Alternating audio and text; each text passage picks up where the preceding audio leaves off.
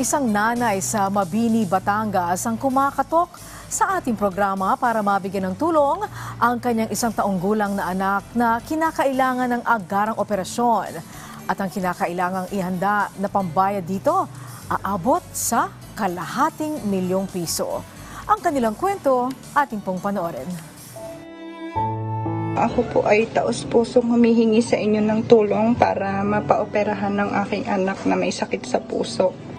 Ito ang panawagan ng 28 taong gulang na si Eden Duldulao sa ating programa. Ang kanya kasing 1 taong gulang na anak na si Lou Zeyla na diagnose ng kanyang sakit sa puso.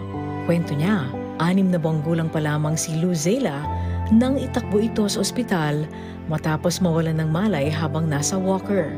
Batay sa pagsusuri ng doktor, kinakailangan ng kanyang anak na sumailalim sa isang open heart surgery para matugtungan ang kanyang buhay. Open heart surgery po ang gagawin sa baby ko kasi yung case niya po ay yung kabilang part po may butas, tapos yung kabilang part naman po ay nagbabara yung ugat. Dahil na rin sa kakulangan umano ng kagamitan sa ospital sa kanilang lugar, ay minabuti na ng doktor na sila ay i-refer sa Philippine Heart Center. Ayon sa doktor sa PHC, kailangan nila maghanda ng higit sa ₱500,000 para sa magiging operasyon ng kanilang anak. Kapag hindi umano kaagad na operahan ng kanilang anak, ay maaari pang magkaroon ng komplikasyon ng kanyang sakit. Ang sabi ng doktor, kailangan na po niya mapaopera dahil madalas na po niyang nararanasan ang pagsusuka at nawawalan po siya ng malay. Subalit, lumipas na ang 5 buwan, hindi pa rin nila napapaoperahan si Baby Lou Zeyla dahil sa kakulangan ng sapat na pera. Ayon kay Eden, hindi sumasapat ang sahod ng kanyang mister bilang waiter sa kanilang lugar. At para may pagpatuloy ang pag-inom ng gamot ng kanilang anak, kinakailangan pa nilang lumapit sa ibang tao para humingi ng tulong. Kahit nananawagan siya ngayon ng tulong sa malasakit at work para mapaoperahan na nila ang kanilang anak. Sabi po ng doktor, kailangan na po namin siyang mapaopera. Kaya lubos po umaasa na sana po matulungan niyo po ako para mapaoperahan po ang aking anak. Maraming salamat po sa inyong pagtulong. At para po agarang matugunan ang problemang yan, makausap natin ngayon sa linya ng telepono si Ako Bicol Party List Representative Raul Angelo Bongalon. Magandang hapon po, Congressman. Yes, magandang hapon, Angelica, at magandang hapon sa taga-subaybay ng inyong programa. Opo, Congressman Jill, ano po kaya ang maitutulong natin para po sa anak ni Eden? Yes, tama-tama po, no? Dahil ang isa sa mga specialty hospital na nilalagyan natin ng pondo, which is the Philippine Heart Center, tama-tama po dahil meron po nilalagay ang Ako Bicol Party List, kasama po natin si Congressman Zaldico ng pondo po sa Heart Center. And that is why ang Ako Bicol po ay nagpipledge ng ₱100,000 by way of guarantee letter para po sa agarang operasyon doon po sa anak ni Nanay Eden. Opo.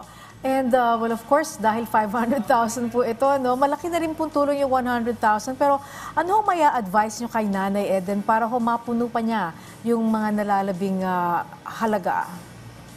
Well, hindi lamang po dito na hihinto ang aming pagtulong sapagkat ay ilalapit din po natin sa mga iba-iba pang ahensya ng gobyerno katulad po ng DSWD at PCSO para po makalikom po, no, madagdagan yung 100,000 na ibibigay po ng Ako Bicol Party List. So with that, hopefully makalikom po tayo sa iba pang ahensya ng gobyerno ng karagdagang halaga para po sa agarang operasyon ng anak ni Nanay Eden. So tutulungan pa rin po ng staff natin na idulog at ilapit ang kanya pong concern para po ay makalikom po siya ng halagang ₱500,000. Opo, and Congressman Jill, sa mga kababayan po natin na nais humingi ng tulong sa Ako Bicol Party List, paano po sila makakalapit sa inyo pong tanggapan? Para po sa aming mga kababayan na may pangangailangang medikal, huwag po kayong mag-atubiling lumapit sa aming pong tanggapan, ang aming pong opisina dyan po sa House of Representatives. Hanapin lamang po ang aming opisina, ang office po ni Congressman Zaldico, ang aking pong office of the Congressman Raul Angelo Bongalon, At of course, you can message us sa aming pong mga social media platforms para po naman po ay matugunan ang anuman pong pangangailangan medikal ng ating pong mga kababayang Pilipino. Alright, maraming salamat po sa inyo, Congressman Jill. Magandang hapon. Maraming salamat at magandang hapon. Apat niya po si Congressman Raul Angelo Bongalon ng Ako Bicol Party List. At sa mga nais pa rin pong dumulog sa ating programa, maaari po kayong magpadala ng inyong mensahe sa ating official Facebook page na PTV Malasakit at Work. Maaari kayong mag-message sa ptvmalasakitatwork@gmail.com. At huwag niyo rin pong kalimutang i-like, i-follow at i-share ang aming page. Muli, ang tunay na malasakit ay laging at work.